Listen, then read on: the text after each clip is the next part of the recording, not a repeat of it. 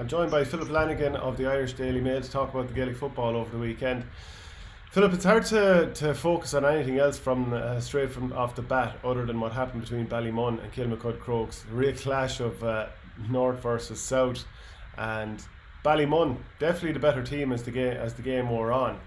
But that incident towards the end where you see a couple of players get red carded. Now Davy Byrne, he definitely had a swinging arm that seemed to connect, and he's going to be out of the final. Ballymun aren't unbelievably happy with Leon Young getting sent off, and Brendan Hackett said afterwards that they might appeal that. But there was also two players wrestling on the ground, and I think the incident went far and wide on social media, and of course it was on TG Carr yesterday, where there was a couple of, hands were going in the wrong area on top of people's faces, and you can make accusations all you want. We won't really say it but I think anyone who saw it was unsavoury enough. So we could end up with, there was yellow cards for those players, but I'm not sure, there might be more to come with this particular scenario.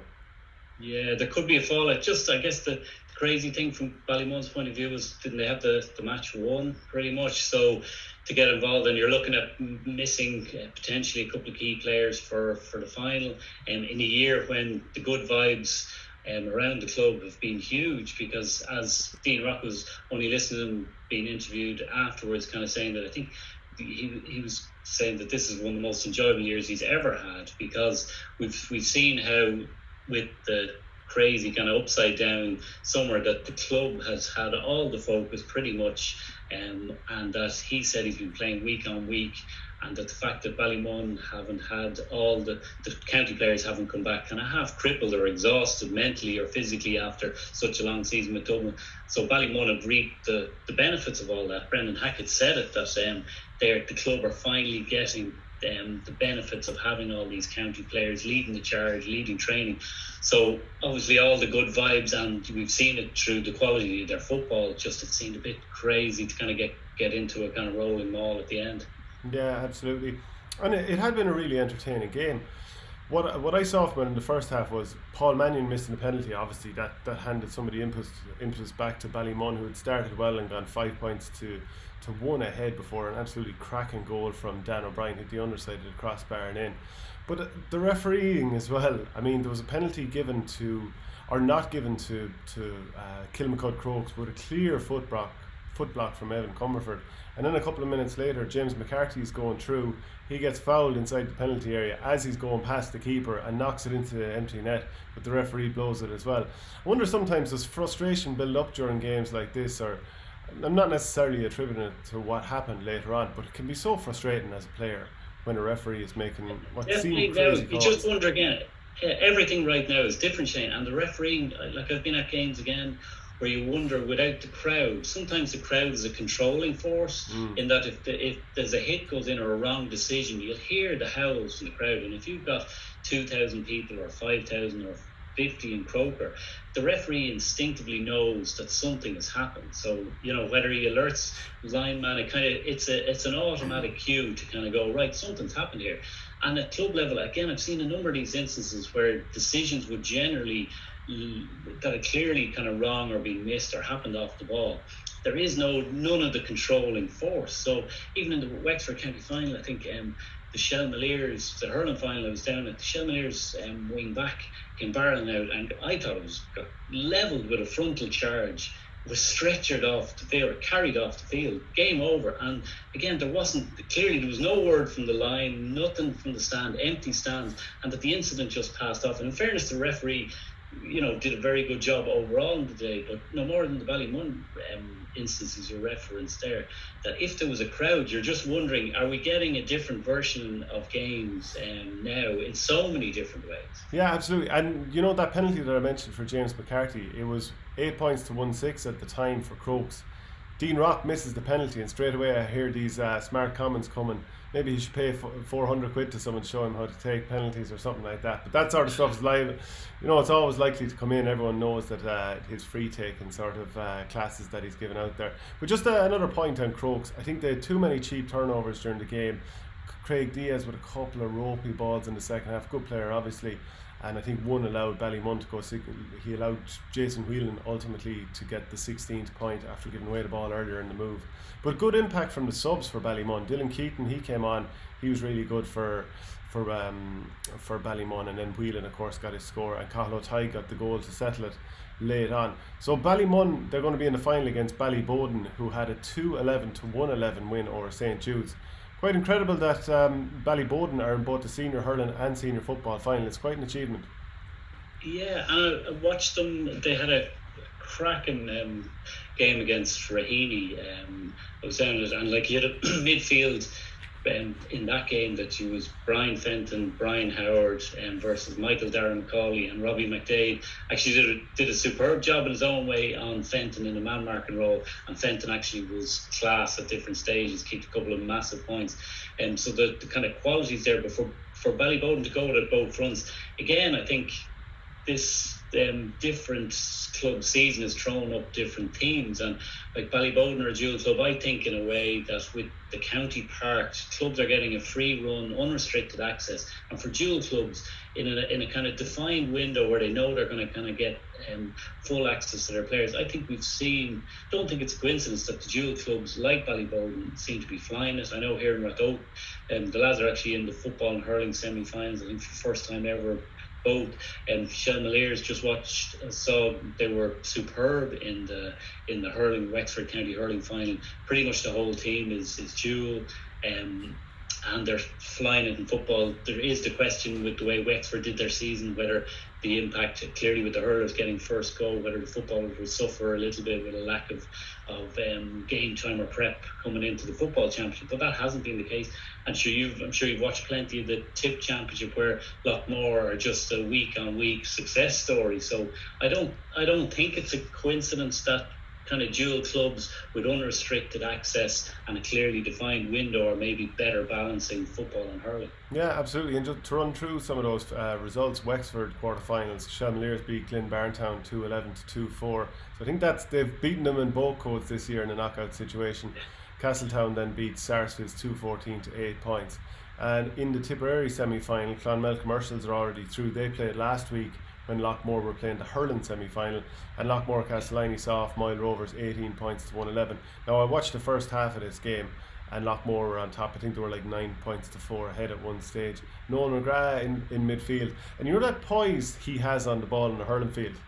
Like, he's possibly got even more of it on a football field. I'm not just saying he's as classy on the ball in the big ball court as he is in the small one, not by any stretch, but he's just so poised. And like, he did this thing 3 or 4 times where he drew a man and his teammate made a run behind, let's say, a wing back, and he gave a beautiful left-handed hand pass. You know what everyone was talking about last week for Ballahadreen, Cian Hanley doing a beautiful left-handed hand pass across himself. Noel McGrath did that a couple of times in the first half, just setting his teammates through on goal. So it's a question, Shane, though, I guess, whether fatigue or they'll hit a wall. Like, and again, you know, I don't know. I think players love the week on week, and I know clearly that as the championship goes on, where the games are so much high stakes and there's a mental and physical toll. But I don't think the lads are arguing if you clearly maybe fancy a 2-week break, but the week on week nature, if you're winning. We've yet to see whether Loughmore are going to hit a wall, any of the other dual clubs, that it's suddenly going to count against clubs. But the evidence here, if it's well managed, and Loughmore clearly have the model of one manager looking after both coaches, is kind of perfect way of dealing with it. But so at the moment, I don't know, from the players' point of view, I think they're just playing the games, cut out all the heavy training, so you're working on technical stuff. I think that's the kind of dream for club players. Yeah, I think so, because if you're going to play a hurling match and then you don't have football the next weekend, you're going to train really hard anyway. Like, in general, you play a match on the Tuesday, then you'll have done recovery, you'll do a bit of a session, hard session, then maybe Thursday and Saturday, and then you'll taper down again. Whereas it's probably, the workload probably isn't that different. Now I know you're far more likely to get injured in a match than you are at a training session, but still in all, the load probably isn't that much different, especially if you have a manager like Loughmore, where he's like, right, Noel McGrath, you played enough there tonight, you played enough in hurling the other night, take it handy. Yeah, so again, we'll see. I wonder if the GA is considering the split season, whether again that will cause dual clubs, where there's always a tug of war inevitably over players, schedules, who's doing what. It's a week on, week off. And I was actually talking to Wexford there last week, and they were, genuinely weren't fully sure whether the split model would work, even at club level, where you go first with the block of the hurling championship, then the football. But the vibes they're getting back, even from the dual clubs and the Malones, have been, saw another interview last week, was it with Brian, with Glenn, kind of saying that even for county players and for dual players, they're kind of thriving off it. So there's a lot of positives out of it. I know there's been so many negatives in terms of what's happened this season and crowds and restrictions, but there's a huge amount of positives in how the GA can do business, particularly at club level, and particularly I think with dual club. And were you happy to see the GA, the IRFU and the FAI coming together to say to the government, let's get crowds back and show how we can do it? Sure, yeah. To be honest, it doesn't make any sense. The logic of it doesn't stand up. Again, I travelled down to Wexford Park for an empty stadium. You could have fit the supporters from each club in separate sections of the stand. You could have put the family members in separate sections of the stand. And then the idea that, I drove into the Ferry Carrick afterwards, and there's people sitting around, and effectively you could have the live stream of the same game with the same family members who couldn't get in and watch it in an outdoor setting, sitting there where, again, you can have a beer, have a drink or whatever. It never added up. I presume it was a kind of political gamble to try and keep to not impact on schools reopen, but it just doesn't make any sense. Not when the pubs are open, not when, mass gatherings or theatre gatherings or a cinema. You can go watch the latest Bond film when it comes out, but you can't go and watch, a county final. It's just crazy stuff. So I presume within the next 24 hours, or we'll know very soon, that the crowds will be restored to a certain extent, and that they'll probably make a logical extension about county grounds for bigger matches, that the All-Ireland Championships for 2020 will take place, rather than just the 400 or 500 limit, that it might be a percentage of capacity, which just makes sense. Yeah, sure. County boards, they know how to set up a stadium. Everyone knows about all the measures and the protocols, and everyone wants to keep safe. So, it's not that difficult for county boards to implement this, and they'd be more than happy to do it.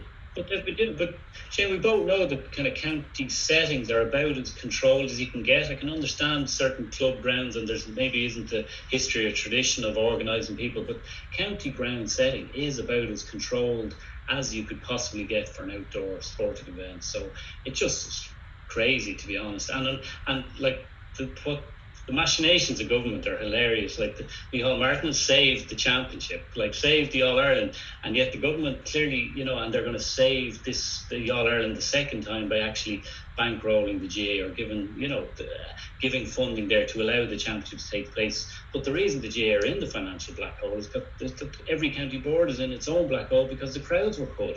So what they've taken away with one hand, I would have thought again that the onus was on them to give the money back and ensure the funding that they basically withdrew with the restrictions is going to be made available again. So yeah, it's like the joining up of the three different main organisations makes sense as well.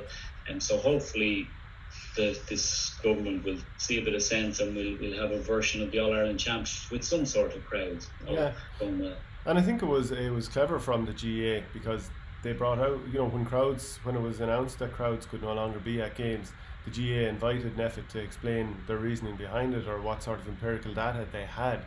And now the fact that they've got the IRFU and the FAI in as well, I think that's boxing very clever. But where is the data?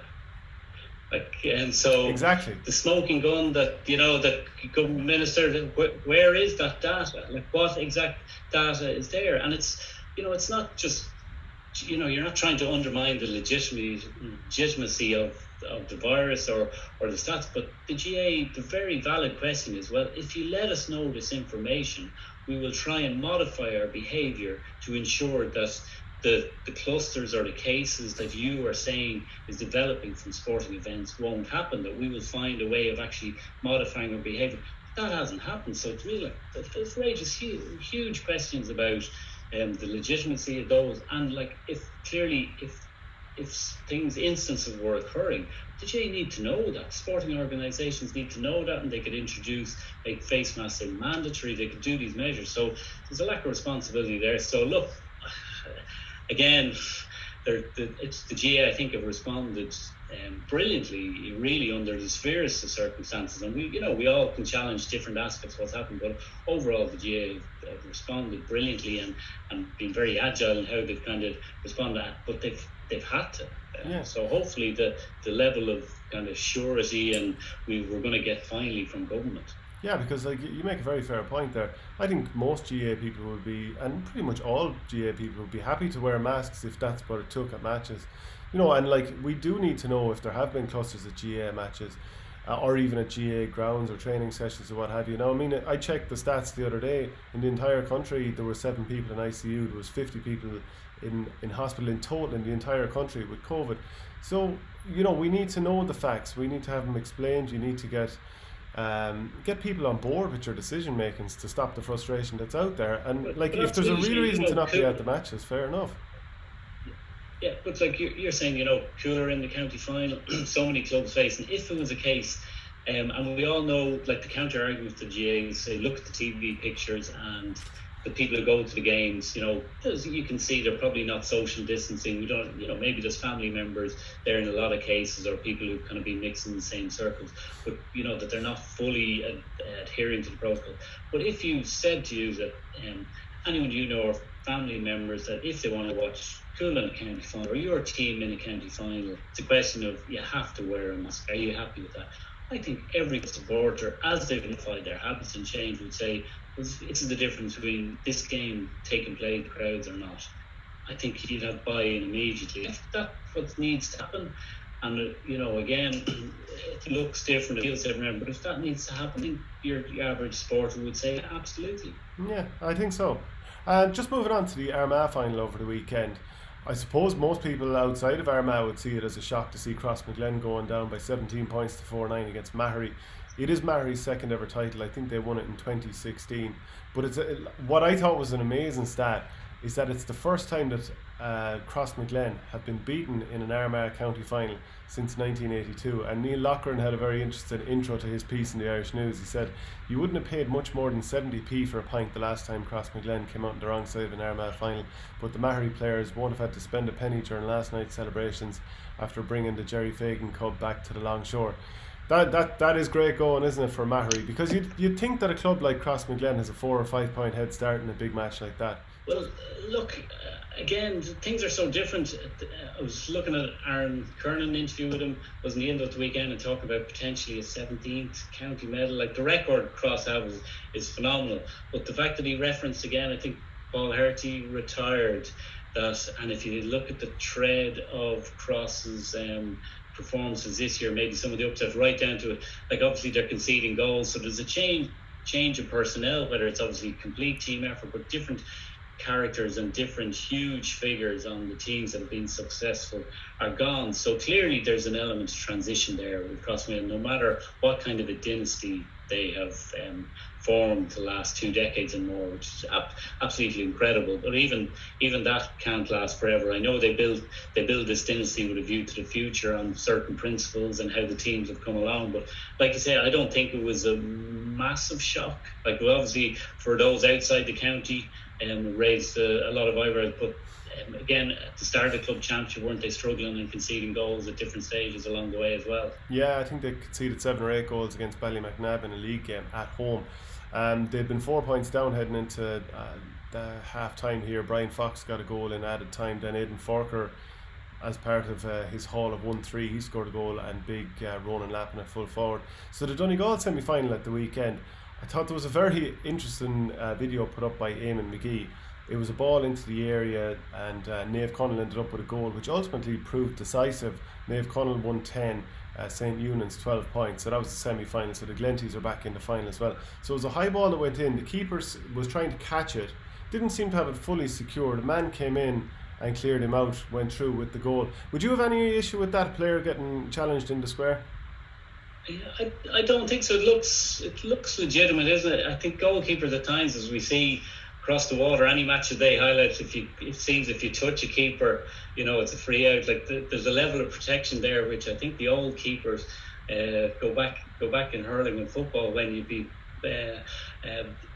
absolutely thrown over the line if you challenge by various people coming running at you. So I think it's gone the other extreme. You actually rarely see this instance where someone actually puts hands on the ball. I think it's a clean strike from the goalie's hands into the back of the net. So in that case, again, though the rules apply, you're obviously allowed challenge the keeper, aren't you? But it's just obviously not charge him or foul him. So. Yeah, and Carroll Kane said perfectly legitimate goal. Now, he's a goalkeeper himself, the Irish news writer. You can challenge the keeper inside the small square as long as you don't charge him. The ball is knocked clean from his hands. No square ball, goal. So that's fair enough as far as Cahir is concerned. So we'll go with that from the goalkeeper. So they're into the final against Kilcar. And I think everyone expected a big game between Kilcar and Guido, who of course were Ulster champions a couple of years ago and pushed Cork in close in the All-Ireland semi-final. But atrocious conditions there. Paddy McBrearty scored 6 and Ryan McHugh scored 3. Now just jumping across the landscape of Ulster, in the Down Senior Football Championship relegation semi-final, Castlewellan, they're after staying up after initially drawing with the Glen, 17 points to 2-11 after extra time. To have a relegation decided on penalties, in your gut, how do you feel about that? Oh look, I think penalties is arguably as good a way as any to finish. We've seen it plenty of times. Like if you're talking about something that's made for television, which so much of entertainment and TV and sport and everything is designed now, like it ticks so many boxes. You've heroes and villains. You've tiny bite-sized moments that are perfect for distribution, for promotion. Again, we saw it up north, wasn't it? Trillic, huge drama.